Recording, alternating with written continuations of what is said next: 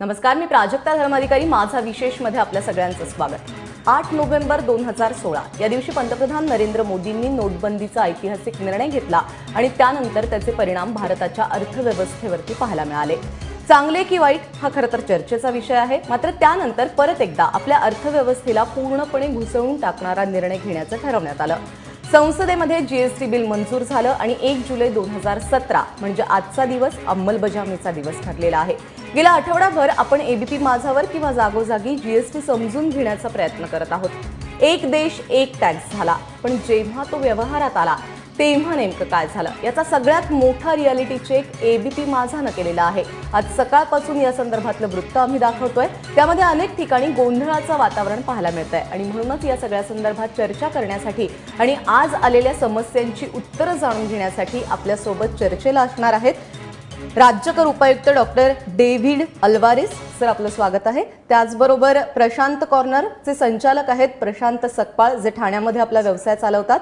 त्याचबरोबर GST expert आहेत Sanjeev Gokhale sir आणि मुंबई कपडा मार्केट असोसिएशनचे ट्रस्टी आहेत राजीव सिंघल. हे देखील आता आज त्यांना नेमक्या काय समस्या आल्या त्या मांडणार आहेत. त्याचबरोबर आपल्याला राज्यामधून म्हणजे वेगवेगळ्या ठिकाणांहून त्यांचे प्रश्न विचारण्यासाठी असणार आहेत छोटे किराणा व्यापारी प्रफुल्ल पेठे, त्याचबरोबर मेडिकल स्टोअरचे विनायक शेटे, सोने व्यापारी निलेश बाफना आणि स्टेशनरीवाले जे आहेत ते आहेत संकल्प बलदावा. हे देखील आपले प्रश्न विचारणार आहेत. सुरुवातीला मला सगळ्यात आधी जायचंय ते प्रशांत कॉर्नरचे प्रशांत सकपाळ यांच्याकडे. सकपाळ सर, नेमका आज काय प्रॉब्लेम आला किंवा आजचा दिवस कसा होता तुमचा? नाही, आजचा दिवस चांगलाच गेला. तसं काही कोणताही प्रॉब्लेम नाही. जीएसटी जो आलेला आहे तो योग्य तऱ्हेने आहे. फक्त ते लोकांना इम्प्लिमेंट करण्याकरता थोडा वेळ लागेल. कसं आहे की कॉम्प्युटरमध्ये बदल करणं, तो डाटा वगैरे सगळं चेंज करणं 1-2-4 दिवस जातील त्यामध्ये आणि काही प्रॉब्लेम नाहीये. सो व्यवस्थित चालणार आहे जीएसटी व्यवस्थित चालणार. म्हणजे तुमचा सुरुवातच आपली खूप पॉझिटिव्ह झालेली आहे. खरं तर गेल्या आठवडाभर आम्ही हेच म्हणत होतो. या सगळ्या संदर्भात बोलण्यासाठी अल्वारेस सर आपल्याबरोबर आहेत. अल्वारेस सर, खरं तर एबीपी माझावर तुम्ही पहिल्यांदा येत, आता राज्याचे प्रतिनिधी म्हणून तुम्हाला पाहिलं जात आहे आणि व्यापाऱ्यांच्या आज दिवसभर आम्हाला ज्या समस्या पाहायला मिळालेल्या आहेत त्यामध्ये अनेक लोकांचं असं म्हणणं आहे, छोटे किराणा मालाचे व्यापारी असू देत किंवा अगदी स्टेशनरीवाले असू देत, अनेक वस्तू आहेत आमच्याकडे किंवा आमचा ग्राहक हा 10 रुपयापासून 10 लाखांपर्यंतचा आहे. मग आम्ही याचं सगळं ऑडिट कसं ठेवायचं आणि या सगळ्या गोष्टींना सामोरं कसं जायचं? म्हणजे कारकून आमचा जास्त होतोय व्यापार करण्यापेक्षा, असं त्यांचं मत आहे. सर्वप्रथम राज्यभर आणि देशभरातील सर्वांना विक्री कर विभाग जो होता आता वस्तू व सेवा कर विभाग झालेला आहे, त्यांना आमचे राज्यकर आयुक्त यांच्या वतीनं आणि सर्व विभागाच्या वतीनं शुभेच्छा देतो. आणि सकपाळ साहेबांनी सुद्धा आता सांगितलं की सब कुछ ठीक है, सही चल रहा है. कारण काय झालंय की व्हॅल्यू ॲडेड टॅक्सेशनची जी आपली प्रणाली होती ती प्रणाली जवळपास जशीच्या तशीच जीएसटी म्हणून राबवण्यात येत आहे. कारण जीएसटी म्हणजे विक्री आपला मूल्यवर्धित कर जो होता तो टप्प्याटप्प्याने कर लावला जायचा. व्हॅल्यू ॲडिशन जिथे व्हायची त्याच्यावर कर होता. तर तशाच प्रकारची प्रणाली आहे, फक्त जीएसटी मध्ये डेस्टिनेशन बेस्ड टॅक्स झालेला आहे. आणि सीमलेस फ्लो जो म्हणतो आपण, तर त्या सीमलेस फ्लोसाठी प्रत्येक स्टेजला आपल्याला जो सप्लाय आउटवर्ड्स आहे त्याच्यावर कर भरायचा आहे आणि आपण इनवर्ड सप्लायवर जो कर दिला होता त्याची वजावट आपल्याला मिळणार आहे. म्हणजे थोडक्यात काय होतं की सुरुवातीपासून शेवटपर्यंत जेव्हा आपला मालाची देवाणघेवाण होते, शेवटच्या क्षणाला लागणारा जो कर आहे तेवढाच कर असेल आणि त्या लिंकमध्ये जितके व्यापारी येतील त्यांच्यावर कोणतंही कराचं बर्डन असणार नाहीये. तर अशा प्रकारची सिंपल सुटसुटीत सेवा आहे. फक्त आता आपला देश इतका मोठा आहे, 125 कोटी लोक आणि त्याच्यामध्ये युनियन गव्हर्नमेंट, परत फेडरल गव्हर्नमेंट, प्रत्येक राज्य आहेत, त्याच्यानंतर आपले केंद्रशासित प्रदेश आहेत, त्या सगळ्यांना एकत्र आणून एक कर सर्व देशभरात राबवायचा. तर ही एक मोठं हे हरक्युलियन टास्क आपल्याला म्हणता येईल आणि त्याच्यासाठी वेळ पण भरपूर लागलेला आहे. पण यंत्रणा सज्ज आहे त्याच्यासाठी? यंत्रणा बिलकुल सज्ज आहे. कारण यंत्रणेची सुद्धा पूर्व तयारी ही मागच्या जुलै 16 पासून चालू आहे. अच्छा. आणि म्हणजे राज्यसभेमध्ये जेव्हा पारित झालं तेव्हापासून यंत्रणा जोरात कामाला लागलेली आहे. आणि टप्प्याटप्प्याने ज्यांनी जसं ठरवलं होतं, आता जशी रजिस्ट्रेशनची प्रोसेस आहे ती आम्ही डिसेंबर पासूनच चालू केली आणि जवळपास 6 महिने दिले होते. आणि त्याच्यामध्ये मला सांगायलाही वाटतं की विक्री कर विभाग जो आमचा होता, आमच्याकडे जवळपास 7,90,000 डीलर्स नोंदीत होते. त्यापैकी 93% लोकांनी प्रोव्हिजनल ID आणि हे घेतलेलं आहे, म्हणजे त्यांना पासवर्ड दिलेला होता.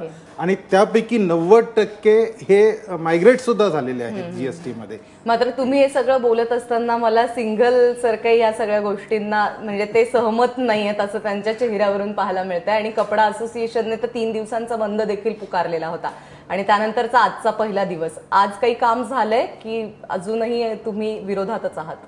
अभी आज सिर्फ ऑफिस खोले हैं इंटरनल काम के लिए, बैंक्स के काम के लिए. कोई भी ट्रेडिंग बिजनेस कुछ भी नहीं हो रहा है पूरे इंडिया में. सबसे बड़ी दुख की बात यह है कि सरकार ने जब इतना बड़ा स्टेप लिया, 60 साल के बाद कपड़े के ऊपर टैक्स लगा है आफ्टर 60 ईयर्स. और जब से जीएसटी की बात चल रही है, जब से हम स्टेट गवर्नमेंट, सेंट्रल गवर्नमेंट सबको एक ही बात बोलते हैं कि भाई गवर्नमेंट को देश चलाने के लिए, राज्य चलाने के लिए, सामाजिक योजनाओं के लिए, सुरक्षा के लिए पैसा चाहिए.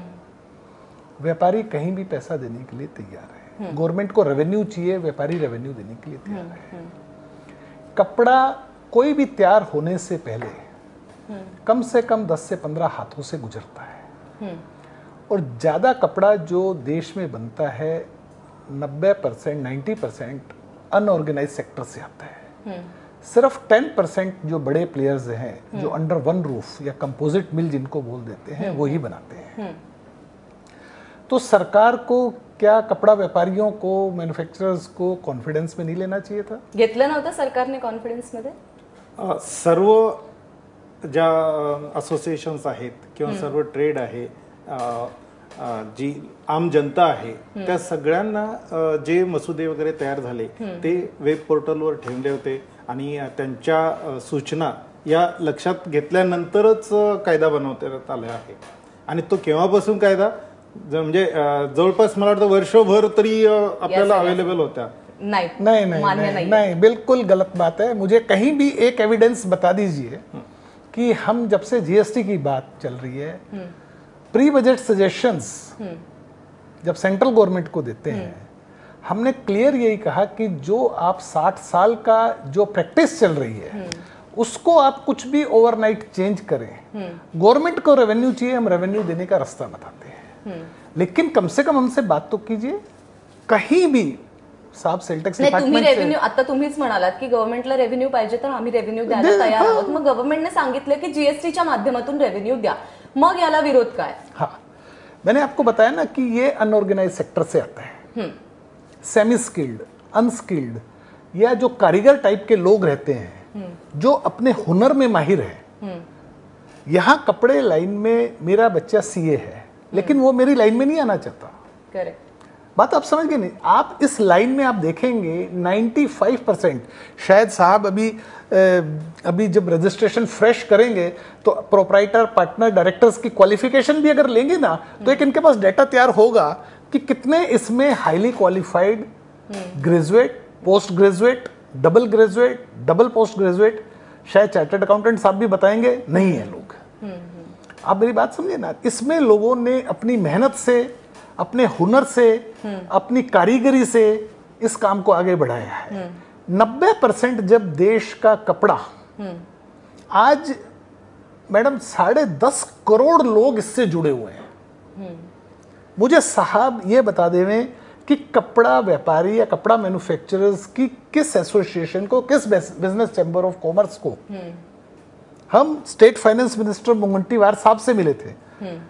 मुंगंटीवार साहब ने रिप्रेजेंटेशन हमारा दिल्ली भेजा स्टेट काउंसिल में कि इनकी डिमांड वाजिब है, कपड़े के ऊपर 0% जीएसटी रखा जाए.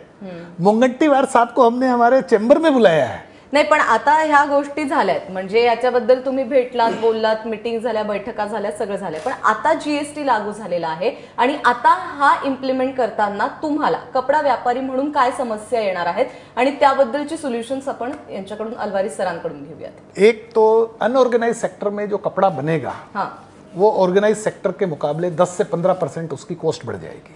अच्छा. क्योंकि जो ऑर्गेनाइज सेक्टर वाला है वो फाइबर लेगा, यान बनाएगा, जो भी उसके जितने भी 10-12 प्रोसेस है अंडर वन रूफ करेगा और सीधा रेडी कपड़े को बाहर निकाल देगा और उसको रेडी कपड़े पे 5% लेना और उसका जो 18% यान पे उसने भरा है, फाइबर पे भरा है, वो उसका पूरा क्लियर हो जाएगा. और मैंने जो 18% यान दे के लिया है, और मैं जब एक एक स्टेज का काम कर रहा हूँ, कोई वार्पिंग कर रहा है, कोई ट्विस्टिंग कर रहा है, कोई डबलिंग कर रहा है, उसको कहीं भी जो पीछे उसने भरा है उसको हर स्टेज पे रजिस्ट्रेशन चाहिए, हर स्टेज के ऊपर टैक्स लगना है, हर स्टेज के ऊपर छोटे छोटे लोगों को आज परत हाच मुद्दा आहे की अनऑर्गनाइज सेक्टर असू देत किंवा छोटे व्यापारी असू देत, ते या जीएसटी मुळे मरणार आहेत असं पहिल्यापासून व्यापाऱ्यांचं म्हणणं आहे. सो याला काय उत्तर आहे मग? नाही, मरणार आहेत हे चुकीचं आहे. कारण याच्यामध्ये मी सुरुवातीला म्हटलं की ही एक पूर्ण लिंक असते आणि त्या लिंक मध्ये आता साहेबांनी म्हटलं की मध्ये म्हणजे आता ही यांची पेक्युलर सिच्युएशन आहे. मी जर घेतलं तर एक यार्नचं सेक्टर असतो आणि मध्ये हा कपडा व्यापारी आहे आणि त्याच्यानंतर मग जे असतील ते म्हणजे रेडीमेड गार्मेंट्स किंवा फर्दर रिटेलर्स किंवा दुसरा इथून कपडा पुढे जाऊन काही त्याचं बदलतं. तर अशा प्रकारची लिंक जेव्हा असते तेव्हा जर समजा या लिंक मध्ये कोणीही अनरजिस्टर्ड राहिला तर त्याला नुकसान होणार आहे. तर आता कसं होतं की कपडा व्यापारी आतापर्यंत ते रजिस्टर्ड नव्हते आणि ही लिंकच अशी, मी सुरुवातीला सांगताना म्हटलं की ही लिंक जर व्यवस्थित चालली, हे तिघेही रजिस्टर्ड आहेत, हा पण रजिस्टर्ड आहे, हा पण रजिस्टर्ड आहे, हा पण रजिस्टर्ड आहे, तर याच्यामध्ये समजा 5% असो किंवा 12%, 5% जर टॅक्स आपण पकडला तर यानवाल्यांनी 5% टॅक्स भरला, रजिस्टर्ड आहे, याला माल गेला, आता 100 रुपयाची कमोडिटी आहे ती त्यांनी विकली, 105 रुपयाला गेली. पुढे कपडा व्यापारी विकताना म्हणजे आता फॉर सिम्पलीसाठी आपण किती 5% टॅक्स घेतला, या 105% जेव्हा 105च्या 5 म्हणजे जवळपास 6 पूर्णांक काहीतरी होतील एवढा टॅक्स यांना भरायचा आहे. पण हा टॅक्स फक्त व्हॅल्यू ऍडिशन जी केली त्याचा तो भाग आहे, त्याच्यातून 5 रुपये जे आधी भरले होते त्याची वजावट त्यांना मिळणार आहे. म्हणजे इन इफेक्ट हे भरणार फक्त 1.25 रुपये. साहब एकदम गलत बता रहे हैं. त्याच्यानंतर पुढे जेव्हा त्याच्यानंतर पुढे जेव्हा समजा 110 रुपयाला विकली तर 110ला विकल्यानंतर जर समजा तो 7 रुपयाचा टॅक्स होत असेल तर 7 रुपयाचा झाल्यानंतर इथे जे 6.25 रुपये भरले होते तर त्याची वजावट त्यांना मिळणार आहे. पण ही डायरेक्ट जमा होणार आहे. वजावट म्हणजे कसं आहे की आपलं टॅक्सेशन याच्यामध्ये व्हॅल्यू ॲडिशनवर टॅक्स म्हणजे प्रत्येक स्टेजला आउटवर्ड सप्लायवर आपल्याला टॅक्स लायबिलिटी तयार होते आणि इनवर्ड सप्लायवर जी लायबिलिटी आपण पे केली ती त्याच्यातून वजा करून भरायचं आहे. म्हणजे सरकारला कसं आहे की शेवटी 7 रुपये या पूर्ण ट्रान्झॅक्शनमध्ये 7 रुपयाचा करच सरकारला मिळणार आहे आणि त्याच्यामध्ये मध्ये यांनी 5 भरला असेल, यांनी 6.25 भरला असेल, जो काही भरला असेल तो त्यांना परत मिळणार आहे. इंटरेस्ट म्हणजे गवर्नमेंटचा इंटरेस्ट हे फक्त त्या 7 रुपये मध्ये आहे. यान पे जो कपड़ा देश में सबसे ज्यादा बिकता है वो ज्यादा पॉलिस्टर, विस्कोस, पीवी वो बिकता है. साहब ने जो 5% बताया वो गलत है. उन सबके ऊपर 18% जीएसटी. नहीं हे एक उदाहरण दाखल घेतलंय. मैं आपको बता रहा हूँ साहब नहीं, मैं आपको दूसरा साहब बोल रहे हैं कि वो डिफरेंस का भरना है, पीछे का उनको क्रेडिट मिल जाएगा.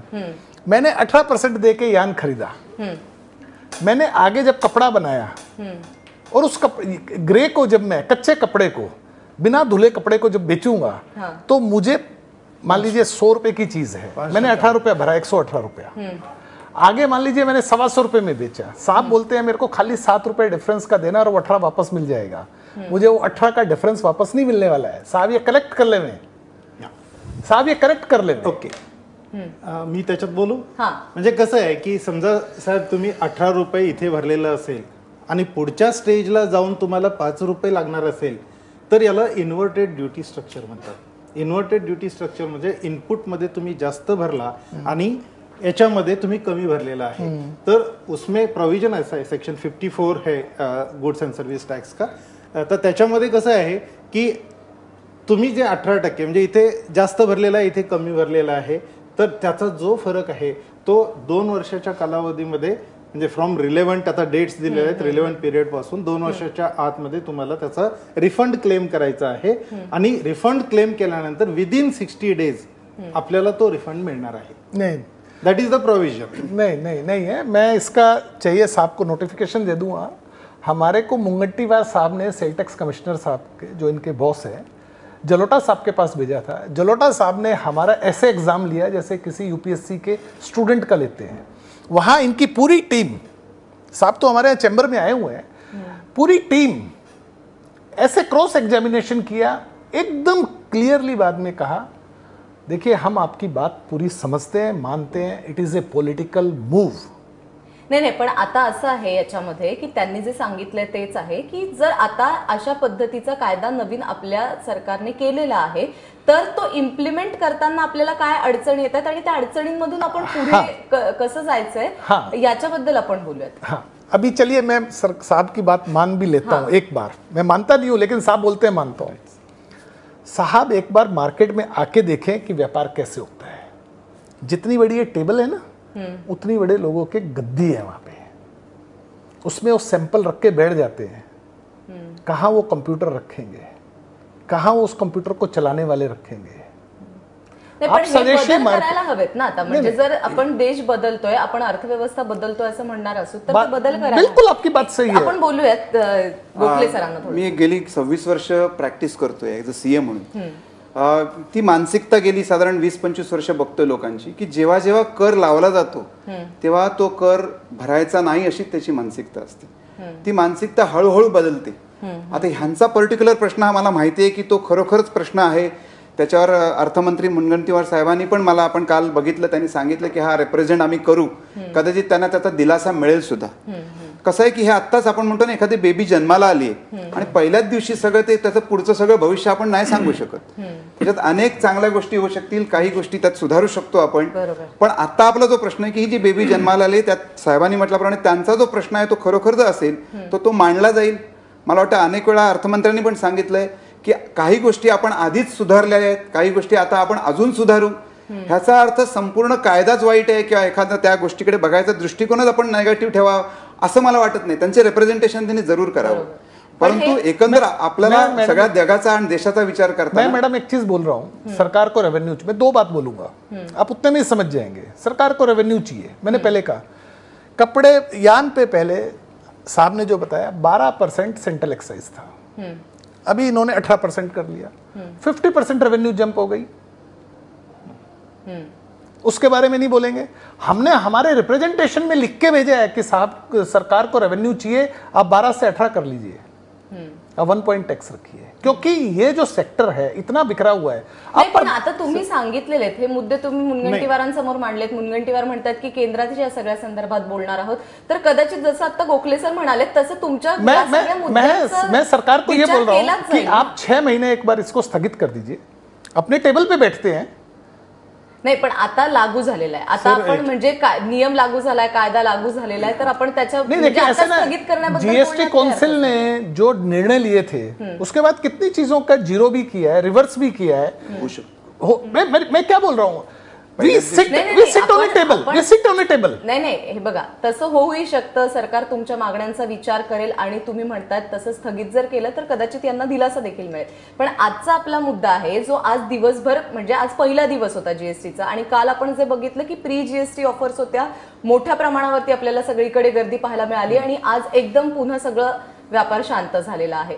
सो त्या अनुषंगाने अर्थव्यवस्था बदलतीये या अनुषंगाने आपण प्रश्न उपस्थित करतोय. तर त्यामध्ये ना किराणा मालाचे जे काही प्रश्न आहेत त्या संदर्भात बोलण्यासाठी आपल्याबरोबर आहेत प्रफुल्ल पेठे जे आपल्याबरोबर रत्नागिरीमधून आहेत. त्यांचा आपण प्रश्न जाणून घेऊयात की प्रफुल्ल काय विचारतायत. त्यांचा किराणावाला संदर्भातला प्रश्न आहे. आज त्यांना नेमकी काय समस्या जाणवली ते सांगतायत. कंटेंट ऑफ इनव्हॉइस, टॅक्स इनव्हॉइसमध्ये त्यांनी असं नमूद केले, 13 कंटेंट नमूद केले.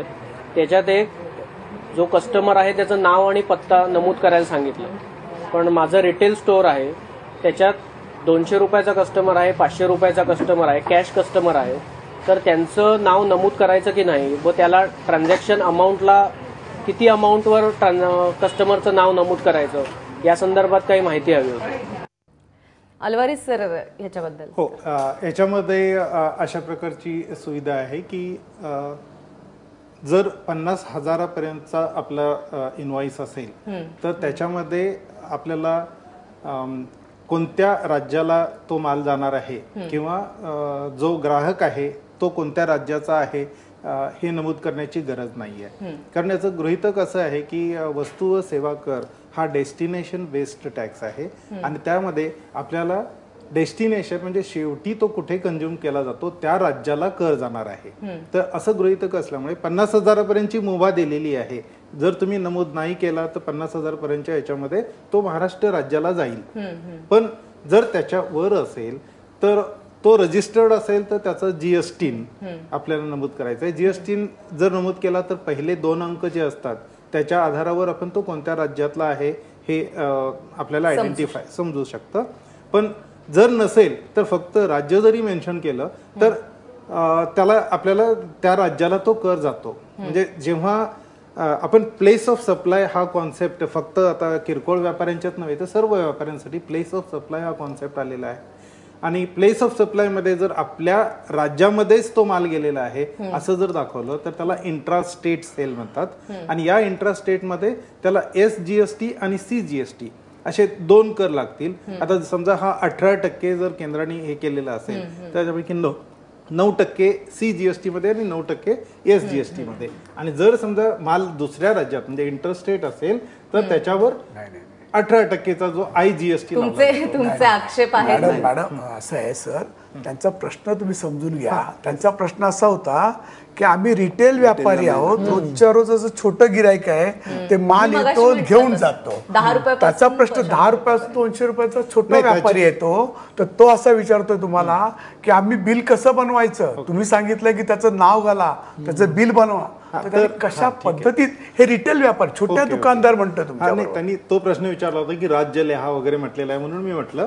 पण याच्यामध्ये मुभा दिलेली आहे 2.5 लाखापर्यंत जर तुमचा सेल असेल एका इनव्हॉइस मध्ये तर तुम्हाला तो दाखवायची गरज नाही. फक्त दिवसा शेवटी तुमचं कन्सोलिडेटेड किती व्यापार झाला हे दाखवण्याची गरज आहे. 2.5 लाखापर्यंतचा सगळं एकत्र करून एका दिवसात संध्याकाळी तुम्हाला एक गठ्ठा किती कन्सोलिडेटेड तुमचा आउटवर्ड सप्लाय हे दाखवायचं आहे आणि त्याच्यावर जो टॅक्स आहे तो आपल्याला भरायचा आहे. पण सर त्याच्यात असं आहे की त्याच्यामध्ये एका व्यापारी एका दुकानामध्ये तो मसालाही विकतो, बेकरी प्रोडक्ट पण विकतो, मिठाई विकतो, मीठ पण विकतो, गहू तांदूळ पण विकतो. आणि ना यालाच जोडून मला म्हणायचंय की मसाला विकत असताना देखील त्याच्याकडे एक नाही म्हणजे घरगुती मसाले आहेत, ब्रँडेड मसाले आहेत, डाळी पण ब्रँडेड आहेत, साध्या डाळी आहेत, अनपॅक डाळी आहेत. तो ह्या सगळ्यावरती ना वेगवेगळा कर आकारला जाणार आहे. कुठे 5%, कुठे 18%, कुठे 12%. ग्राहक आणि व्यापारी यांच्यामधला संघर्ष एकतर पाहायला मिळू शकेल किंवा मग व्यापाऱ्याला या सगळ्या गोष्टींच्या खूप बारीक सारीक नोंदी ठेवायला लागणार. नाही, संघर्ष म्हणायचं नाही मला. संघर्ष असं होणार नाही. काय झालंय आता जे आपण HSN जे नंबर टाका म्हणताय तो नंबर आपण इंडियातले पदार्थ आहेत आपले, पण तो HSN नंबर आहे तो वर्ल्ड कोडचा आलेला आहे. त्याला जो वर्ल्ड मध्ये मॅच होणारा नंबर आहे. पण कुठेतरी असे कित्येक नंबर्स आहेत ते वर्ल्ड मध्ये आपल्या वस्तूशी मॅच होत नाहीये. मग त्याला आपण काय करणार? मग त्यावेळी तुम्ही आम्हाला कसं सांगणार की ही वस्तू 18%ची आहे, ही 5%, पण गिरायकाला तिथे कधी कधी नंबर मिळत नाहीये त्याच्यामध्ये.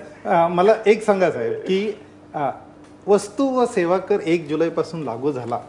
त्यामुळे हा तुम्ही जो म्हणताय की मसाला पण होता, हे पण होतं, ते पण होतं, या सगळ्या गोष्टीमध्ये आमूलाग्र असा बदल झाला. पूर्वी नव्हतंच 30 जूनला नव्हतंच आणि आज आलं नाही, अस्तित्वात, असं नाही. असं आहे का? असं नाही, असं नाही. किंवा आता गोखले साहेब पण आहेत, पूर्वी ही अकाउंटिंग पद्धती आणि तेच प्रोडक्ट्स होते, तशीच पद्धती त्याला होती VAT पण असेल. आणि व्हॅल्यू ॲडेड टॅक्सेशन होतं. इथे सुद्धा व्हॅल्यू ॲडेड टॅक्सेशनच आहे, फक्त वस्तू व सेवा कर असं म्हटल्याबरोबर असं म्हणजे काही आपल्याला हे होऊन जायची. नाही, आणि याचं ना जसं तुम्ही आता म्हणालात तसं की आधी जे टॅक्स होते किंवा आधी ज्या पद्धतीने व्यापारी या सगळ्या गोष्टींची नोंदी ठेवत होता त्याच्यात आता काही बदल झालेले आहेत का, किंवा आता इथून पुढे कशा पद्धतीने व्यापाऱ्यांनी या सगळ्या गोष्टींच्या नोंदी ठेवायच्या आहेत? एक देश एक कर लागू झालेला आहे, जीएसटी लागू झालेला आहे, आणि त्यानंतर आज दिवसभरामध्ये व्यापाऱ्यांना नेमक्या काय समस्या आलेल्या आहेत या सगळ्या संदर्भात चर्चा करण्यासाठी आपल्याबरोबर मान्यवर आहेत. आणि आता आपल्याबरोबर जोडले गेलेले आहेत कपडा उत्पादक रतन पोद्दार साहेब. आता ब्रेक नंतर तुमच्याकडे येते सगळ्यात पहिल्यांदा.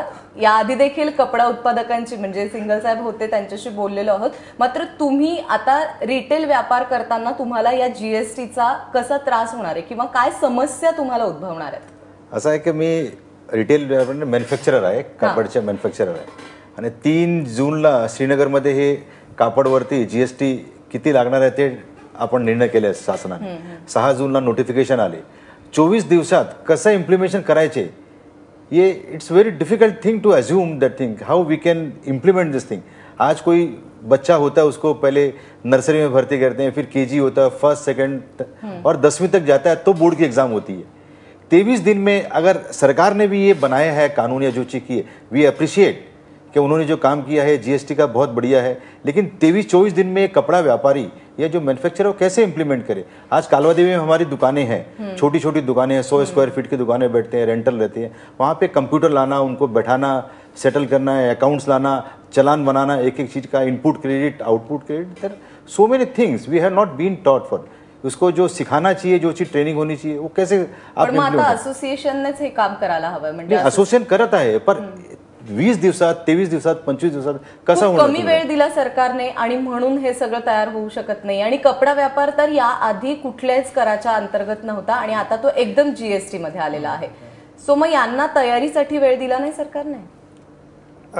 कसं आहे की याच्यामध्ये जो निर्णय घेतला आहे तो जीएसटी काउन्सिलने निर्णय घेतला आहे आणि जीएसटी काउन्सिलमध्ये आपले देशाचे वित्तमंत्री आणि प्रत्येक राज्याचे फायनान्स मिनिस्टर्स आहेत. म्हणजे रिप्रेझेंटेशन हे प्रत्येक राज्याचं आहे, युनियन टेरिटरीचं आहे आणि सर्व विचाराअंती. आता अंतिम निर्णय जर टेक्सटाईल्समध्ये घेतलेला आहे तो सर्व विचाराअंती असं मी म्हणतो आणि तो निर्णय घेण्यासाठी तेवढा वेळ लागला, कारण खरोखर आहे म्हणजे अनऑर्गनाइज्ड सेक्टर आहे, आतापर्यंत त्यांनी कर भरलेला नाही.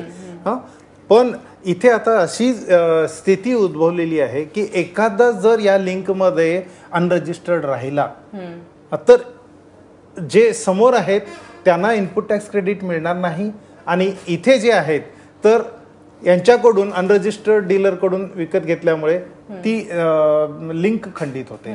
तर यासाठी अशा स्ट्रॅटेजिक स्टेट म्हणजे स्थितीमध्ये बसलेला कपडा व्यापारी कदाचित त्यांना या लिंकमध्ये सामावून घ्यावा लागला. म्हणजे आता रजिस्ट्रेशन कंपल्सरी असेल. आणि रजिस्ट्रेशन कंपल्सरी आहे आणि रजिस्ट्रेशनसाठी 25 जून पासून सर्व लिंक्स ओपन झालेल्या आहेत आणि ऑनलाईन रजिस्ट्रेशन घ्यायचं. पण याच्यामध्ये एक महत्वाचं की कपडा व्यापारी याच्यामध्ये आला म्हणजे त्यांना टॅक्स भरावा लागेल याच्याशी मी थोडा सहमत नाही आहे, कारण या लिंकमध्ये असल्यामुळे तुम्ही जेवढा भरला तुमच्या व्हॅल्यू ॲडिशनवरच, म्हणजे हा 5% नाही आहे, तुमची व्हॅल्यू ॲडिशन जेवढी झाली त्याच्या 5%, म्हणजे 100 रुपयाचा माल असला तर तुम्हाला 5 रुपयेच भरावा लागेल असं नाही, तर तुमची व्हॅल्यू ॲडिशन जेवढी झाली त्याच्यावरचाच कर. आणि दुसरं, हा कर स्वतःच्या खिशातून परत नाही भरायचा आहे, तो समोरच्याकडून जमा करायचा आहे आणि भरायचा आहे.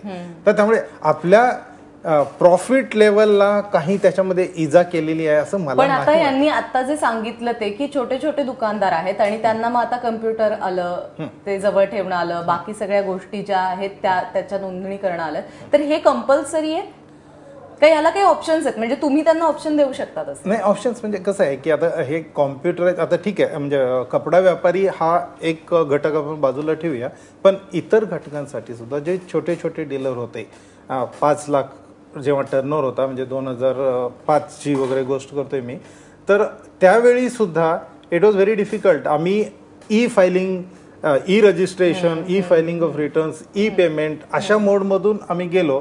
तर तेव्हा जेव्हा आम्ही ही स्कीम राबवत होतो तेव्हा मी मोफिसलमध्ये रायगड जिल्ह्यामध्ये होतो. तर तेव्हा आम्ही म्हणायचो की एवढं लोड शेडिंग असतं, इंटरनेट म्हणजे काय त्या लोकांना माहिती नाही, तर हे कसे काय करू शकतील. तर अशा प्रकारचे हे असताना जेव्हा 5 लाख आणि 10 लाखाचा व्यापारी नंतर केला, तो व्यापारी सुद्धा आता आपण जर पाहिलं तर ते रायगड जिल्ह्यातले व्यापारी आघाडीवर आहेत भरण्यामध्ये. तर अशा प्रकारची समस्या. आणि आता व्हॅल्यू ॲडेड टॅक्सेशन मध्ये कसं झालंय की 5-10 लाखाची जी लिमिट आहे ती आता 20 लाखावर लिमिट आणलेली आहे. तर त्यामुळे मला नाही वाटत की म्हणजे अशा प्रकारची समस्या येईल. आणि त्याशिवाय आणखी म्हणजे त्यांचे जे टॅक्स रिटर्न प्रिपेअर म्हणायचे पूर्वी किंवा त्यांचे प्रॅक्टिशनर्स आहेत तर त्यांच्या सेवा हे घेतच असतात. मी तेच आता गोखले सरांना तेच विचारणार होते की अशा प्रकारचे क्लायंट तुमचे देखील असतील तर मग त्यांना सीए मदत करू शकतील किंवा त्यांना या सगळ्या गोष्टींची मदत जर सीए कडून झाली तर मग काय प्रॉब्लेम आहे कपडा? निश्चितच काय आहे की मी मगाशी म्हटल्याप्रमाणे सगळी सुरुवात आहे. आणि आधी हे नव्हतं असं नाही, हे सगळे ह्याच्यापेक्षा कितीतरी जास्त कायदे आधी होते. फक्त ते आता आपण कपडा वापर हा बाजूला ठेवू कारण ते त्यांचा खरोखर प्रॉब्लेम आहे. पण ओव्हरऑल जो जीएसटी बघितला तर अनेक कायद्यांचं जाळं होतं आणि त्या जाळ्यामधनं आज आपण एकाच कायद्याकडे येतोय. त्याच्यासाठी अर्थात कम्प्युटर प्रणाली वापरायला लागणार हे सत्य असलं तरी आज आपण 21व्या शतकाकडे जाताना आपण 20 वर्षापूर्वी 15 वर्षापूर्वी मोबाईल कुठे होते, लँडलाईन होते आपल्याकडे. पण आज आपण प्रत्येक जण मोबाईल वापरतो. का वापरतो? कारण आली ती प्रणाली आली, आपण स्वीकारली. 94 कोटी मोबाईल आपल्याकडे धारक आहेत. मग अशा वेळेला जर आपल्याला पुढे झेप घ्यायची असेल तर सुरुवातीचे सगळे आपल्याला त्रास सहन करायला लागतील. मी कपडा व्यापाऱ्यांचं बाजूला ठेवू आपण तात्पुरतं कारण त्यांचा जेन्युइन प्रश्न आहे. पण ओव्हरऑल जीएसटी बद्दल जे तुमचं म्हणणं आहे की छोटा आहे कम्प्युटर, आज लॅपटॉप आहे, आज तुम्हाला ते शिकता एकदा मोबाईल तुम्ही प्रत्येकाकडे शिकू शकता आणि काम करू शकता. स्मार्टफोन आपल्याकडे एवढे येतात, आपण व्हॉट्सअप करतो, तर हे शिकणं कठीण नाही. आमच्यासारखे तू म्हणते तसं की सल्लागार तर आहेतच, परंतु हे अपलोडिंग आपल्याला महिन्यात एकदा करायचं आहे आणि ते त्या लेवलला जर माणूस शिकला तर ते करू शकतो. कोणाचा कोण अकाउंटंट असं करू शकतो. हे इम्पॉसिबल नाही. आज असं म्हटलं जातं की इम्पॉसिबल आहे. आणि आम्ही आज तेवढ्या वर्षाच्या प्रॅक्टिसवरून करतो की आम्ही पण जेव्हा प्रॅक्टिस सुरू केली तेव्हा कम्प्युटरही नव्हते पण आम्ही शिवाय शिकलो. तसं ह्या उत्क्रांती किंवा क्रांतीमध्ये प्रत्येक व्यापाराला आपल्याला थोडंसं शिकवायला लागेल स्वतःला. आणि ह्याच्यासाठी सल्ला देण्यासाठी सल्लागार आहेत, सरकार आहे. आणि अर्थमंत्र्यांनी वेळोवेळी सांगितलंय की पहिल्या वर्षात आम्ही कुठल्याही प्रकारची शास्ती किंवा दंड लावणार पण नाही. बरोबर. जर अशा पद्धतीची जर ग्वाही सरकार देत असेल तर आपण केवळ आता मागे राहून चालणार नाही. आपल्याला हा कायदा तू म्हटल्याप्रमाणे आलेला आहे, त्याचा स्वीकार करायला लागेल, त्यातल्या बारकावे आपल्याला बघायला लागतील आणि आपल्याला पुढे जायला लागेल कारण त्यात आपलं आणि देशाचं हित आहे. नाही आणि खरंच आहे की एक मोठा बदल होतोय आणि त्या बदलाला जर आपण सकारात्मकतेने सामोरं गेलो तर नक्कीच त्याच्यातून आपल्याला मार्ग मिळतील आणि सगळं सुटसुटीत आणि सुरळीत होईल. मेडिकल स्टोअर्सच्या काही लोकांचे प्रश्न आहेत. सांगलीवरून आपल्याबरोबर विनायक शेटे आहेत, ते आपल्याला या सगळ्या संदर्भातला प्रश्न विचारतात. विनायक, विचारा तुमचा प्रश्न. माझा पहिला प्रश्न असा आहे की आमच्या सामान्य रिटेलरनी आणि होलसेलरनी जो एक्झिस्टिंग स्टॉक आहे त्याच्यावरचा जो टॅक्स भरला आहे त्याचा संपूर्ण परतावा आम्हाला मिळाला पाहिजे. शासन आत्ता असं म्हणतं आहे की 2.4%च परतावा आम्ही तुम्हाला देऊ. माझा शासनाला प्रश्न आहे की आमचं नुकसान का, आम्ही 3.6% नुकसान का करायचं? अल्वारेस सर. कसं आहे की जो तुम्ही टॅक्स भरलेला आहे आणि तुम्ही स्टॉक म्हणजे पर्टिक्युलरली स्टॉकचं बोलत असतील असं ते, तर त्या स्टॉकवर जो तुम्ही टॅक्स भरलेला आहे त्याचा पूर्ण परतावा आपल्याला मिळणार आहे. आता 2.4 आणि 3.6 त्यांनी कसं काढलं हे मला नाही समजत आहे. पण जोच तुमचा स्टॉक असेल त्याच्यावर तुम्ही जो भरलेला आहे त्याचं पूर्ण इनपुट टॅक्स क्रेडिट तुम्हाला कॅरी फॉरवर्ड करावा लागेल. म्हणजे तो स्टॉक आता त्याच्यासाठी ट्रान्स 1 जीएसटी ट्रान्स 1 हे आलेलं आहे, म्हणजे नमुना आलेला आहे. त्या नमुन्यामध्ये जितका त्यांचा स्टॉक असेल तो त्यांना दाखवावा लागेल. आता यासाठी थोड्याशा म्हणजे छोट्या कंडिशन्स आहेत की तुमचा जो स्टॉक आहे तो गेल्या 12 महिन्याचा पाहिजे.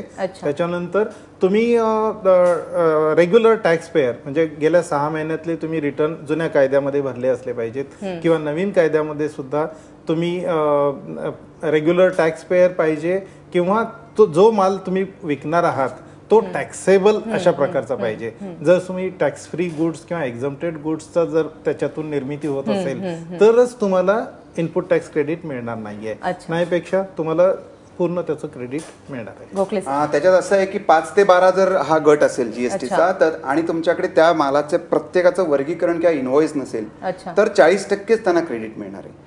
आणि 12च्या वरचा जर रेट असेल तर 60% क्रेडिट मिळणार आहे.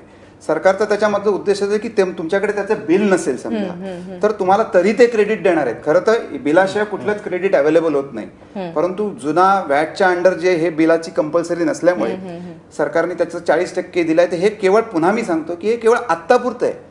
ह्या आत्तापुरतं जसं मी मगाशी म्हटल्याप्रमाणे बेबी जन्माला आल्यावर पहिल्या 5-10 दिवसातले जे प्रॉब्लेम आहे ते आयुष्यभर राहत नाहीत. त्या प्रॉब्लेम बरोबर आपल्याला कोपअप करायचा आहे. त्यांचा जो काय मुद्दा तो चुकीचा नाहीये. तो जो 3.2 आता आपण 2-3 दिवस जे आपण डिस्कशन करतो त्यात इतर लोकांनी पण मेडिकलवाल्यांनी सांगितलेलं की हा आमचं नुकसान आहे, परंतु हे नुकसान तात्पुरत्या स्वरूपाचं आहे, आत्ताच आहे. आणि प्राजक्ता असं की प्रत्येक गोष्टीला जो देशव्यापी कायदा आहे त्यात प्रत्येक गोष्टीला सोल्युशन मिळेलच असं नाही. कोणाला काही आता तू बघ आपण बघतो की काही जणांचे रेट कमी झालेले आहेत, काही ते पण आपण फोकस कशावर करतोय, ज्यांचे रेट वाढले ते फोकस करतो. नाही आपण त्यातलं सोल्युशन शोधण्यासाठी सोल्युशन सरांनी त्याच्यामध्ये व्यवस्थित सांगितलं की म्हणजे आता मला तो 3.2 वगैरे कुठे, तर त्याचे 2 भाग होतात की म्हणजे आता बरेचसे कायदे सबजून झाले. तर मी विक्री कर विभागामध्ये असल्यामुळे विक्री कराचा जो पोर्शन आहे तो त्यांच्याकडे बिल असेल तर 100% मिळेल. त्यामुळे मी तो 3.2 परत बिल आहे का बाकी सगळ्या गोष्टी. त्याच्यामध्ये कसं आहे की एक्साईज सुद्धा सेंट्रल एक्साईज सुद्धा सबज्यूम झालेला आहे. आणि एक्साईजचं जर त्यांनी पे केलेलं असेल मॅन्युफॅक्चरिंग स्टेजला तर त्याच्या संदर्भातील जो आहे तर त्यांच्याकडे जर इनव्हॉइस असेल किंवा ते कशाही प्रकारे प्रूव्ह करू शकतील की it was paid at earlier stages तर त्यांना 100% मिळेल. नाहीपेक्षा जर बिल जरी नसलं तरी सरकार म्हणते की 5 ते 12% म्हणजे 5 आणि 12% टॅक्स असेल तर त्याचा 40% मिळेल आणि 18%च्या वर असेल तर 60% मिळेल. तर अशा प्रकारचं ते प्रोव्हिजन आहे. जीएसटी मधली क्रेडिट लिमिट किती काळ आहे? म्हणजे एखाद्या वस्तूची जशी व्हॅटला 6 महिन्यांची होती तशी जीएसटी मध्ये किती आहे credit limit in the sense? म्हणजे आपण एखादी वस्तू खरेदी केलेली आहे आणि तिचं स्टॉक जर आपल्याला त्याचा ठेवलेला असेल आपण आपल्याकडे तर ती जशी व्हॅट मध्ये 6 महिन्यांच्या पर्यंत तुम्हाला त्याचं चालू शकत होतं म्हणजे पैसे भरणं किंवा नाही गुड्स रिटर्नच्या बाबतीमध्ये गुड्स रिटर्नचा जो आहे तो 6 महिन्याचा जसाच्या तसा आहे. त्याच्यामध्ये काही तो वाढवलेलाही नाही आणि कमी वाढवलेला नाही आणि कमी नाही. अच्छा म्हणजे आज खरेदी केलेला माल 6 महिन्यापर्यंत कधीही 6 महिन्यापर्यंत तो गुड्स रिटर्न तुम्हाला येऊ शकतो. विक्री कधी करू शकता. रिटर्न हवा असेल तर 6 महिन्यातच करायला. अच्छा रिटर्न हवा असेल तर त्याचा उलटा जर रिव्हर्स करायचा असेल इफेक्ट तर 6 महिने, जी आधीपासून पण मला वाटतं 6 महिनेच होती. आणि ते कसं आहे की गुड्स अप्रुव्हल बेसिसवर वगैरे जर पाठवलेले असतील तर जॉब वर्क असेल अप्रुव्हल बेसिसवर तर 6 महिन्याच्या आत जर ते परत आले म्हणजे त्यांनी नकार दिला घेण्यासाठी म्हणून ते आपल्याकडे परत आले तर त्यावर कोणताही टॅक्स लागणार नाही. पण जर समजा 6 महिने उलटून गेले तर मात्र त्याला जीएसटी भरावा लागेल. जीएसटी भरावा लागेल.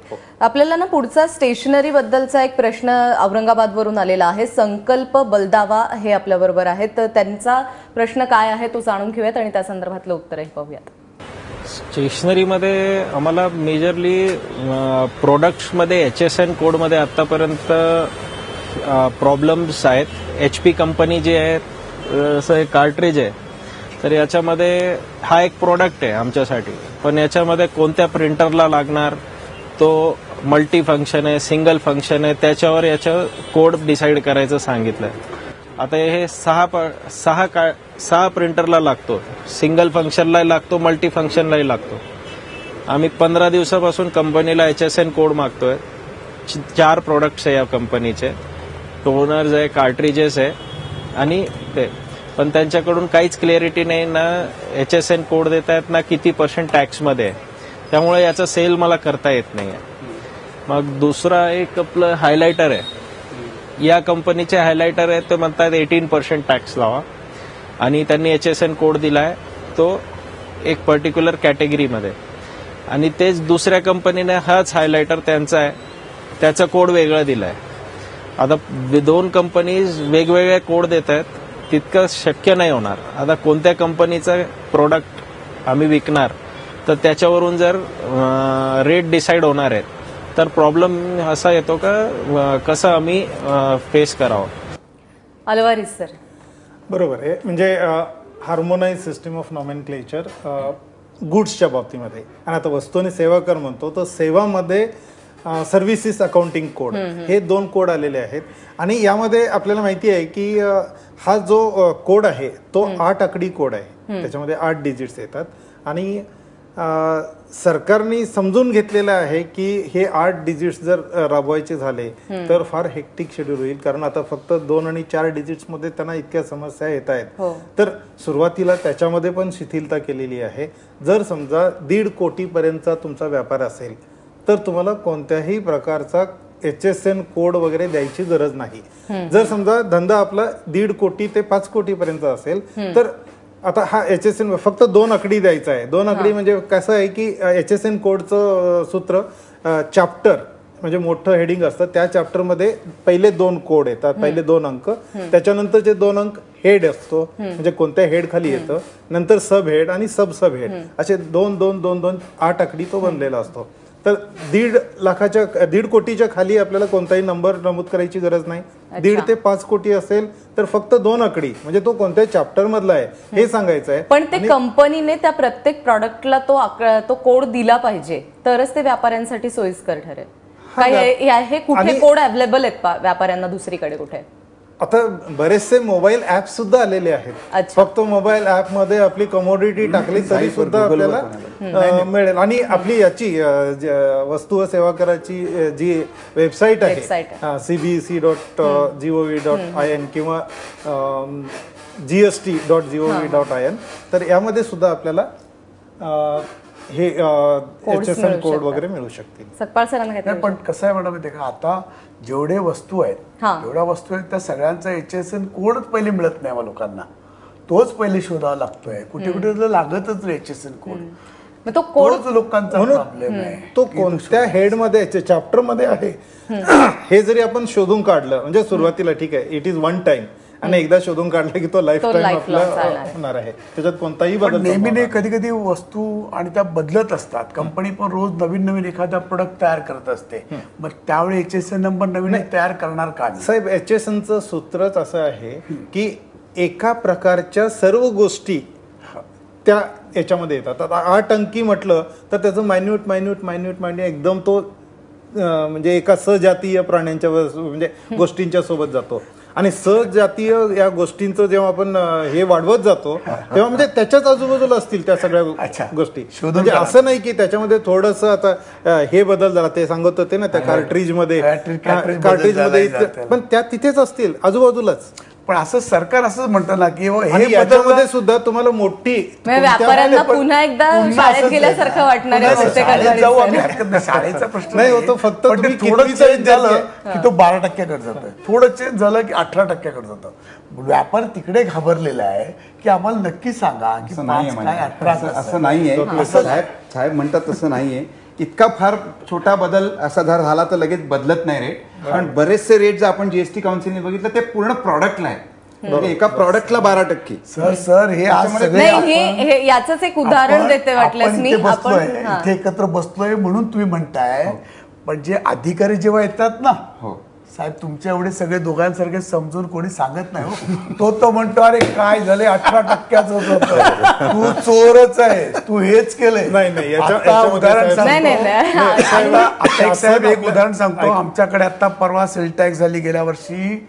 आम्ही सांगितलं 5%चं भेळपुरी, दुनिया 5 पुरीवरते, आम्हाला त्या आधी नाही म्हणे 12%च आहे. दिवाळीचे 8 दिवस बसून होते बिचारे आणि सांगितलं नाही भेळपुरी भर. कशा करता म्हणे, तर तुम्ही AC लावला, तुम्ही लोकांना स्वच्छ पाणी दिलं. अरे पण गावात 12% सगळं 5%. आजही तोच प्रॉब्लेम आहे की तुम्ही रस्त्यावर विकलेली भेळपुरी 5%वर आहे, थोडं लोकांना स्वच्छ पाणी दिलं तर ती 12% 18% मागताय. मग ती भेळपुरी एकच. आम्ही ते हॉटेल नाही आमचं. आज अख्ख्या तुम्ही मुंबईत जर का बघितलात तर रस्त्यावरती चांगली दुकानं आहे जे या प्रश्नाचं उत्तर द्यायला हवंय की जर अशा पद्धतीने तुम्ही सर दोघे म्हणता तर तुम्ही बाकी लोक त्रास देतात सर, तर त्या अधिकाऱ्यांना पहिले सांगा. हेच बरोबर आहे. हाच मुद्दा आहे की जिथे टक्केवारी बदलतीये ना तिथे व्यापारी घाबरले. बाकी तर मग याला काय सोल्युशन आहे? नाही, आता टक्केवारी बदलली ही सुद्धा मी म्हणजे आता सूत्र की अचानक अशी बदललेली नाहीये. त्याच्यामध्ये 17 कायदे एकत्र आले आणि त्या प्रत्येक कायद्यामध्ये काही ना काही दायित्व आपलं टॅक्सेशनच्या स्वरूपामध्ये होतं. तर त्यांना एकत्र जर केलं आणि पाहिलं, आता जसं मी म्हणत होतो की एक्साईज आहे, एक्साईज 12.5% आणि 13.5%चा व्हॅट, या दोघांची साधी बेरीज केली तर 26 आणि ती 18%. सकपाळ सर, आता आपण गेले अनेक दिवस याच सगळ्या संदर्भात बोलतो आणि आता अल्वारिस सरांनी देखील तेच सांगितलेलं आहे. आजचा पहिला दिवस आहे, म्हणजे आपण आम्ही त्याच्यात घाबरत नाही. आम्ही लोक, आमचे जे व्यापारी आहेत ते कुठे टॅक्स भरायला घाबरत नाहीत मॅडम, किंवा टॅक्स चोरी करायचं नाही. आणि हा शेवटी टॅक्स काय आम्ही आमच्या खिशातून भरणार नाहीये, घेणार आहे. तरी तो ग्राहकाला पण नाहक त्रास आहे. नाही, ग्राहकाला तो नाहक त्रास पडायला नकोय आणि हे सुटसुटीत व्हायला हवंय. जीएसटी सुटसुटीत आहे, गुड सिम्पल टॅक्स असं कालच रात्री पंतप्रधानांनी सांगितलेलं आहे. सो त्यानुसारच याची सगळ्याची वाटचाल सुरू असणार आहे. मात्र आपल्याकडे नाशिकवरून एक सोने व्यापारी आहेत, निलेश बाफना. ते आज त्यांचा दिवस नेमका कसा राहिला आणि त्यांना आज काय समस्या जाणवली या संदर्भातला प्रश्न विचारतायत. निलेश प्रश्न विचारतायत. बऱ्याच वेळा कस्टमर काय होतं की इन्व्हेस्टमेंट म्हणून सोनं घेऊन ठेवतं आणि तो सोनं आम्हाला आणून देतो प्युअर स्वरूपात आणि त्याचे 22 कॅरेटचे तो दागिने बनवून घेतो. तो त्याच्यातला जो आहे लेबर चार्जवर जीएसटी जो 5% लावलेला आहे त्याचं अजून क्लेरिफिकेशन झालेलं नाहीये की ते सोनं आम्ही जमा कसं करायचं आणि त्याचं 22 कॅरेटचं बिल आहे ते कसं करायचं आणि त्याचा जो 5% जो लेबर चार्ज आम्हाला चार्ज करायचा आहे तो आम्ही सेटअप कसा घेतला पाहिजे याच्याबद्दलचा अजून थोडासा एक इश्यू आहे, तो थोडा क्लिअर झाला पाहिजे आम्हाला. अल्वारिस सर, अगदी थोडक्यात, आपल्याकडे वेळ कमी आहे. थोडक्यात मला वाटतं की मी आपला कार्यक्रम त्या दिवशी सुद्धा पाहत होतो आणि बापट सरांनी 60 आणि 10, 70 वगैरे घेऊन तो जो आहे ना व्यवस्थित समजावून सांगितलेला होता. तर त्यांनी घेतला आणि नंतर त्याला विकला किंवा परत दिला तरी सुद्धा 60 रुपयेचा जो माल असेल त्याच्यामध्ये 10 रुपयाची ऍडिशन झाली तर त्यांना 70 रुपयावर 5% लागणार आहे. गोखले सर, सॉरी 5% नाही 3% आहे. 3% आहे, वाढलाय पण त्याच्यामुळे थोडेसे गोंधळ. हा, थोडासा वाढला. आता ही ऍडजस्टमेंट करताना म्हणजे आता कुठे काही जणांना म्हणजे फार वेगळ्या पर्सेंटेजला थोडासा फटका बसला असणार आहे, कारण जवळपास 81% कमोडिटीज मध्ये 18% किंवा त्याच्यापेक्षा कमी टॅक्स आहे. अच्छा, गोखले सर. नाही, आता सर म्हणाल तसं की 3% झालाय, बऱ्याच ठिकाणी 5% कर होता केरळ सारख्या ठिकाणी, तो 3% झाला आपल्याला. मी मगाशी म्हटल्याप्रमाणे हा जो कराचे रेट आहेत हे थोडेसे काही ठिकाणी जास्त आहेत, काही ठिकाणी कमी आहेत. पण जीएसटी काउन्सिलने हा एवढा काळजी घेतलेली आहे की जे आधी रेट होते त्या रेटच्या जवळपास जाणारा रेट आहे. म्हणजे आधी सगळ्याची टोटल जर 22% असेल ती 18ला आणलेली आहे, सगळ्याची टोटल जर 25% असेल ती 28ला आणली. म्हणजे काही ठिकाणी आपल्याला नुकसान, काही ठिकाणी फायदा आहे. पण तो ओव्हरऑल एकदा हे आपण ऍक्सेप्ट केलं की ते मला वाटत नाही की एवढा पुढे त्रास होईल म्हणून. हे ऍक्सेप्टन्स आज जो आपण बघितलं सगळ्या डिस्कशन मध्ये, तर मनाला ऍक्सेप्टन्सचा प्रॉब्लेम आहे. एकदा ऍक्सेप्टन्स झाल्यानंतर हा या सगळ्याचा हळूहळू आपल्याला जो त्रास होतोय तो कमी होत जाईल. समजूत आपली पक्की झाल्यानंतर आपल्यालाही त्रास कमी होईल आणि मग हे जे सगळे विषय जे आज आपण बोलतोय ते पुढे भविष्यात राहणार नाही. अगदी शेवटचा 1 मिनिट आहे अल्वारिस सर, 30 सेकंदच आहेत आपल्याकडे. डूज अँड डोंट्स व्यापाऱ्यांसाठी त्यांना काय सल्ला द्याल इथून पुढे जीएसटीला सामोरं जाताना? डूज अँड डोंट्स मध्ये सर्वप्रथम असा बदल काही झालेला नाही, त्यामुळे रेकॉर्ड्स जे आपले मेंटेन करताय आपण, म्हणजे विक्री किंवा खरेदीचा असेल, म्हणजे त्याला आपण आउटवर्ड सप्लाय आणि इनवर्ड सप्लाय असं म्हणतो, तर त्याचं रेकॉर्डिंग व्यवस्थितपणे केलं पाहिजे. जिथे जिथे टॅक्सेबल सप्लाय आहे तिथे टॅक्स इनव्हॉइस इश्यू करणे आणि जिथे टॅक्सेबल नाही तिथे बिल्स ऑफ सप्लाय इश्यू करणे. तर या गोष्टी नियमितपणे केल्या पाहिजेत. फक्त त्याच्यामध्ये आता एक नवीन संकल्पना आली, तिची सुद्धा काळजी घेतली पाहिजे. कारण जर आपण अनरजिस्टर्ड टॅक्सेबल पेअर कडून जर काही गोष्टी घेत असू तर दिवसभरामध्ये 5,000 पर्यंतची मुभा सरकारने दिलेली आहे, पण 5,000 पेक्षा जास्त किमतीच्या वस्तू आपण अनरजिस्टर्ड टॅक्सेबल पर्सन कडून घेतली तर त्यामध्ये रिव्हर्स चार्ज मेकॅनिझम मध्ये त्यांना टॅक्स भरावा लागणार आहे. त्यामुळे गुड अँड सिम्पल टॅक्स म्हणून याकडे पाहिलं जात आहे आणि तशाच पद्धतीने इथून पुढे जर तुम्ही जीएसटी कडे सकारात्मक दृष्टिकोनाने पाहिलं तर काहीही अडचणी येणार नाहीत. सुटसुटीत आहेत या सगळ्या गोष्टी. पहिला दिवस आहे, पहिल्याच दिवशी सगळ्या गोष्टींचं सोल्युशन मिळणार नाहीये. मात्र कालांतराने या सगळ्यामधून आपण पुढे जाऊत आणि आपली अर्थव्यवस्था मजबूत होईल. याच सगळ्या संदर्भात चर्चा करण्यासाठी मान्यवरांनी आज वेळ दिला, त्याबद्दल खूप खूप धन्यवाद. आज माझा विशेषमध्ये इथेच थांबतोय. पाहत रहा एबीपी माझा.